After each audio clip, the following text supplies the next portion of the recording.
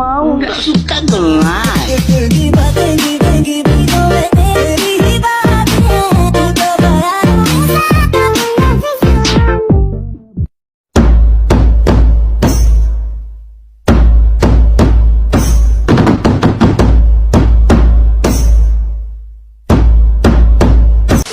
Hai guys. Perkenalkan, kami dari 12 MIPA 1 kelompok 2.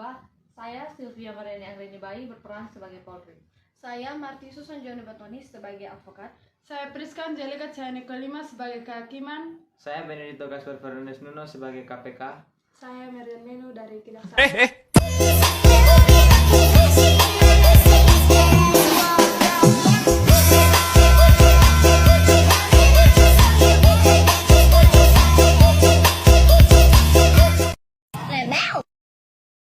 One, two, three.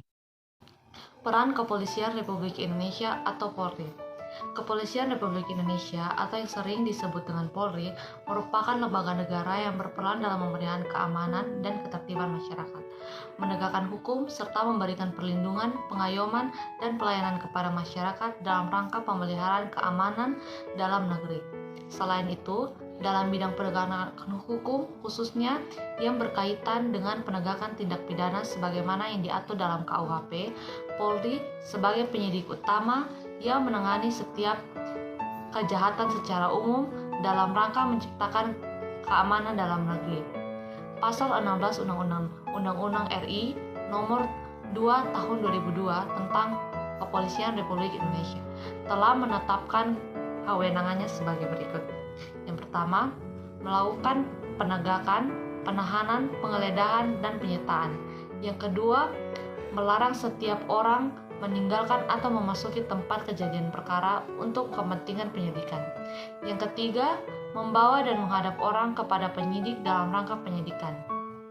Yang keempat, menyuruh berhenti orang yang dicurigai dan menanyakan serta memeriksa tanda pengenal diri. Yang kelima, melakukan pemeriksaan dan penyataan surat. Yang keenam, memanggil orang untuk didengar dan diperiksa sebagai tersangka atau saksi.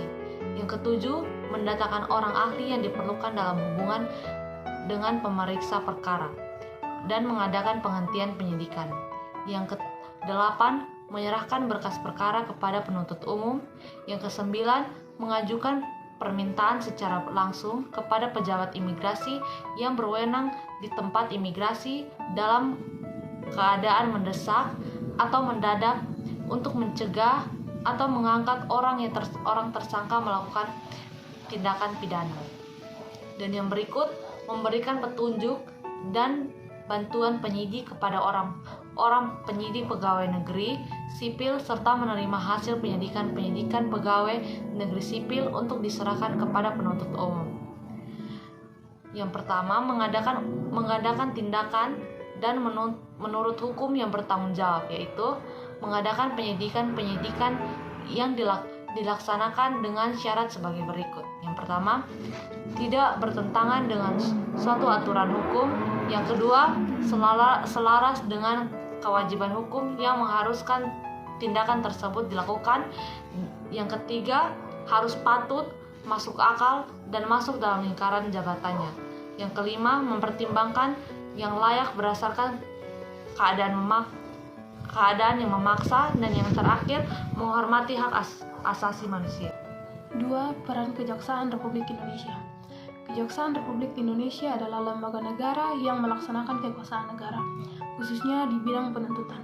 Penuntutan merupakan tindakan jaksa untuk melimpahkan perkara pidana ke pengadilan negeri yang berwenang dalam hal dan menurut cara yang diatur oleh undang-undang dengan permintaan supaya dipaksa, diperiksa, dan diputus oleh hakim di sidang pengadilan. Pelaku pelanggaran pidana yang akan dituntut adalah yang benar bersalah dan telah memenuhi unsur-unsur tindak pidana yang disangkakan dengan didukung oleh barang bukti yang cukup dan didukung oleh minimal 2 orang saksi. Keberadaan Kejaksaan Republik Indonesia diatur dalam Undang-Undang Republik Indonesia 16 tahun 2004 tentang Kejaksaan Republik Indonesia. Berdasarkan undang-undang tersebut, kejaksaan sebagai salah satu lembaga penegak hukum dituntut untuk lebih berperan dalam menegakkan supremasi hukum. Perlindungan kepentingan umum, penegakan hak asasi manusia, serta pemberantas korupsi, kolusi, dan nepotisme atau KKN. Kejaksaan RI sebagai lembaga negara yang melaksanakan kekuasaan negara di bidang penuntutan harus melaksanakan fungsi tugas dan wewenangnya secara merdeka, terlepas dari terpengaruh kekuasaan pemerintah dan pengaruh kekuasaan lainnya. Adapun yang terjadi, tugas dan wewenang kejaksaan dikelompokkan menjadi 3 bidang berikut. A. Di bidang pidana. 1. Melakukan penuntutan. 2. Melaksanakan penetapan hakim dan putusan pengadilan yang telah memperoleh kekuatan hukum tetap. 3. Melakukan pengawasan terhadap pelaksanaan putusan pidana bersyarat, putusan pidana pengawasan, dan keputusan lepas bersyarat. 4. Melakukan penyidikan terhadap tindak pidana tertentu berdasarkan undang-undang. Yang kelima, melengkapi berkas perkara tertentu dan untuk itu dapat melakukan pemeriksaan tambahan sebelum dilimpahkan ke pengadilan dan dalam pelaksanaan dikoordinasikan dengan penyidik. B. Di bidang perdata dan tata usaha negara. Kejaksaan dengan khusus dapat bertindak baik di dalam maupun di luar pengadilan untuk dan di atas nama negara atau pemerintah. C. Dalam bidang ketertiban dan ketentraman umum. Yang pertama, peningkatan kesadaran hukum masyarakat. Yang kedua, pengamanan kebijaksanaan penegakan hukum. 3. Pengawasan peredaran barang cetakan. 4. Pengawasan aliran kepercayaan yang dapat membahayakan masyarakat dan negara.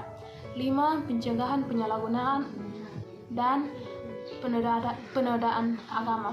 6. Penelitian dan pengembangan hukum serta statistik kriminal. Yang ketiga, hakim pada Mahkamah Konstitusi yang disebut dengan Hakim Konstitusi. Setiap hakim melaksanakan proses peradilan yang dilaksanakan di sebuah tempat yang dinamakan pengadilan. Dengan demikian, terdapat perbedaan antara konsep peradilan dan pengadilan. Peradilan menunjukkan pada proses pengadilan perkara sesuai dengan kategori perkara yang diselesaikan. Pengadilan menunjukkan pada tempat untuk mengadili perkara atau tempat untuk melaksanakan proses peradilan guna menegakkan hukum. Pengadilan secara umum mempunyai tugas untuk mengadili perkara menurut hukum dengan tidak membeda-bedakan orang. Pengadilan tidak boleh menolak untuk memeriksa, mengadili, dan memutuskan suatu perkara yang diajukan dengan dalih bahwa hukuman tidak dan atau kurang. Pengadilan wajib memeriksa dan mengadili setiap perkara peradilan yang ada. Yang keempat, peran advokat dalam penegakan hukum. Keberadaan advokat sebagai salah satu penegak hukum diatur dalam Undang-Undang Republik Indonesia Nomor 8 Tahun 2003 tentang advokat. Melalui undang-undang ini, setiap orang yang memenuhi persyaratan dapat menjadi seorang advokat. Adapun persyaratan untuk menjadi advokat di Indonesia diatur dalam pasal 3 Undang-Undang Republik Indonesia Nomor 18 tahun 2003 tentang advokat, yaitu A. Warga negara Indonesia, B. Bertempat tinggal di Indonesia, C. Tidak berstatus sebagai pegawai negeri atau pejabat negara, D. Berusia sekurang-kurangnya 25 tahun, E. Berijazah sarjana yang berlatar belakang pendidikan tinggi hukum, F. Lulus ujian yang diadakan oleh organisasi advokat, G. Magang sekurang-kurangnya 2 tahun terus-menerus pada kantor advokat, H. Tidak pernah dipidana karena melakukan tindak pidana kejahatan yang diancam dengan pidana penjara 5 tahun atau lebih, serta I. Berperilaku baik, jujur, bertanggung jawab, adil, dan mempunyai integritas yang tinggi. Adapun tugas dari advokat secara khusus adalah membuat dan mengajukan gugatan, jawaban, tangkisan, sangkalan, memberi pembuktian mendesak, segera disidangkan atau diputuskan perkaranya, dan sebagainya. Di samping itu, pengacara bertugas membantu hakim dalam mencari kebenaran dan tidak boleh memutarbalikkan peristiwa demi kepentingan kliennya agar kliennya menang dan bebas. Oleh karena itu, sesuai Undang-Undang Republik Indonesia Nomor 8 Nomor 18 tahun 2003, seorang advokat mempunyai hak dan kewajiban yang dilindungi undang-undang. Adapun yang menjadi hak advokat adalah sebagai berikut. A. Advokat bebas mengeluarkan pendapat atau pernyataan dalam membela perkara yang menjadi tanggung jawabnya di dalam sidang pengadilan dengan tetap berpegang pada kode etik profesi dan peraturan perundang-undangannya. B. Advokat bebas dalam menjalankan tugas profesinya untuk membela perkara yang menjadi tanggung jawabnya dengan tetap berpegang pada kode etik profesi dan peraturan perundang-undangan. C. Advokat tidak dapat dituntut baik secara perdata maupun pidana dalam menjalankan tugas profesinya dengan itikat baik untuk kepentingan pembelaan klien dalam sidang pengadilan. D. Advokat berhak memperoleh informasi, data, dan dokumen lainnya baik dari instansi pemerintah maupun pihak lain yang berkaitan dengan kepentingan tersebut yang diperlukan untuk pembelaan kepentingan kliennya sesuai dengan peraturan perundang-undangan. E. Advokat berhak atas kerahasiaan hubungan dengan kliennya, termasuk perlindungan atas berkas dan dokumennya terhadap penyitaan atau pemeriksaan dan perlindungan terhadap penyadapan atas komunikasi elektronik advokat. F. Advokat tidak dapat diidentikan dengan kliennya dalam membela perkara klien oleh pihak yang berwenang dan atau masyarakat. Kewajiban yang harus dipatuhi oleh seorang advokat diantaranya adalah sebagai berikut. Yang pertama, advokat dalam menjalankan tugas profesinya dilarang membedakan perlakuan terhadap klien berdasarkan jenis kelamin, agama, politik, keturunan, ras, atau latar belakang sosial dan budaya. Yang kedua, advokat wajib merahasiakan segala sesuatu yang diketahui atau diperoleh dari kliennya karena hubungan profesinya, kecuali ditentukan lain oleh undang-undang. C. Advokat dilarang memegang jabatan lain yang bertentangan dengan kepentingan tugas dan martabat profesinya. Yang keempat, advokat dilarang memegang jabatan lain yang meminta pengabdian sedemikian rupa sehingga merugikan profesi advokat atau mengurangi kebebasan dan kemerdekaan dalam menjalankan tugas profesinya. Dan yang kelima, advokat yang menjadi pejabat negara tidak melaksanakan tugas profesi advokat selama memangku jabatan. Kelima, peran Komisi Pemberantasan Korupsi atau KPK. Komisi Pemberantasan Korupsi, disingkat KPK, adalah sebuah komisi yang dibentuk pada tahun 2003 berdasarkan Undang-Undang RI Nomor 30 Tahun 2002 tentang Komisi Pemberantasan Tindak Pidana Korupsi. Tujuan dibentuknya KPK adalah untuk mengatasi, menanggulangi, dan pemberantasan korupsi. Untuk mencapai tujuan tersebut, KPK mempunyai tugas sebagai berikut. A. Koordinasi dengan instansi yang berwenang melakukan pemberantasan tindak pidana korupsi. B. Supervisi terhadap instansi yang berwenang melakukan pemberantasan tindak pidana korupsi. C.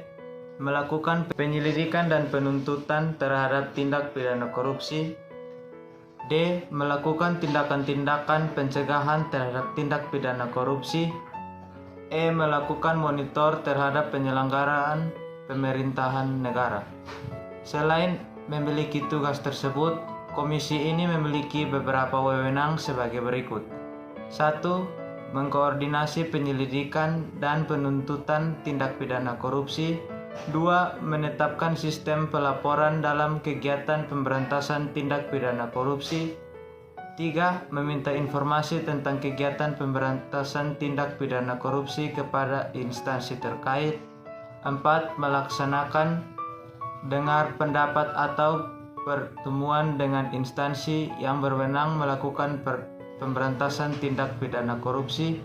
5. Meminta laporan instansi terkait pencegahan tindak pidana korupsi. Dalam menjalankan tugas dan wewenangnya itu, KPK berpedoman pada asas sebagai berikut. 1. Kepastian hukum, yakni asas dalam negara hukum yang mengutamakan landasan peraturan perundang-undangan, keputusan, dan keadilan dalam setiap kebijakan menjalankan tugas dan wewenang KPK. 2. Keterbukaan, yakni asas yang membuka diri terhadap hak masyarakat untuk memperoleh informasi yang benar, jujur, dan tidak diskriminatif tentang kinerja KPK dalam menjalankan tugas dan fungsinya. 3. Akuntabilitas, yakni asas yang menentukan bahwa setiap kegiatan dan hasil akhir kegiatan KPK harus dipertanggungjawabkan kepada masyarakat, yakni sebagai pemegang kedudukan tertinggi negara sesuai dengan peraturan perundang-undangan yang berlaku. 4. Kepentingan umum, yakni asas yang mendahulukan kesejahteraan umum dengan cara yang aspiratif, akomodatif, dan selektif. Yang kelima, proporsionalitas, yakni asas yang mengutamakan keseimbangan antara tugas, wewenang, tanggung jawab, dan kebijakan KPK. Alright.